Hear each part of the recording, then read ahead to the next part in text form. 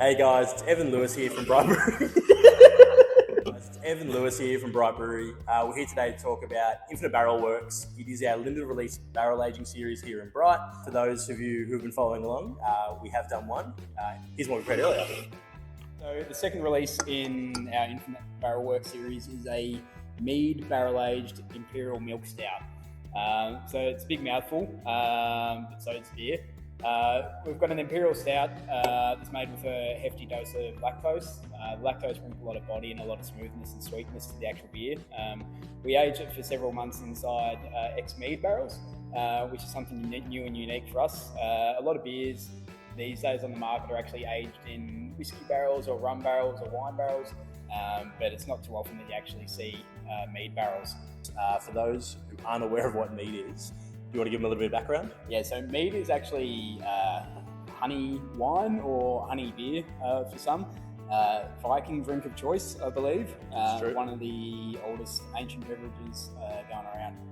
We're actually lucky, super lucky, I would say, to get our hands on a couple of Mead barrels, as it is pretty rare in Australia, let alone barrel-aged Mead. Yeah, and what was the decision using Mead barrels for this beer in particular? Was there something you were looking to bring out in the flavour profile, or? Yeah, so given that it's an Imperial Milk Stout, we have a lot of sweetness, we have a lot of likeness towards cake. Yeah. I don't want to like fully say cake, but like, there's a lot of cakey kind of elements. Cakiness to it. There's a lot of cakey elements, there's a lot of sweetness, it's full body. We also use Sabro hops in the brew, which bring their own kind of tropical coconut Malibu vibe. How long do we have the beer in the barrel for? For this beer, we actually only had it in barrel for 3 months, so quite a short amount of time. The barrels were first fill, so that means this is the first beer that's actually gone through these barrels. That means you generally have a shorter contact time between the barrel and the product, because a lot of the mead is still in the staves of the barrel. For consecutive fills in the future, we'll have to age for a lot longer to get that same effect out of it, but this one is actually a really quick turn. I think any longer and the honey would be a dominant trait of the beer. At the moment, it's very complementary to the beer itself.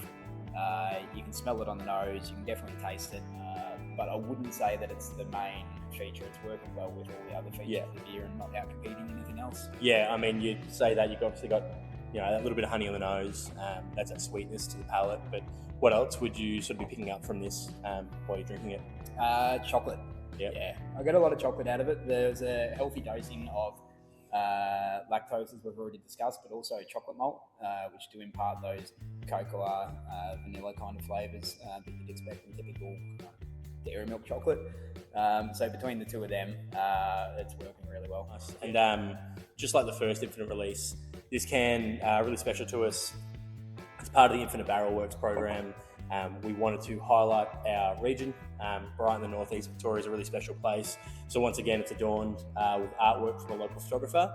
Nice. And Infinite's a really special release for us. There's only a few of these a year.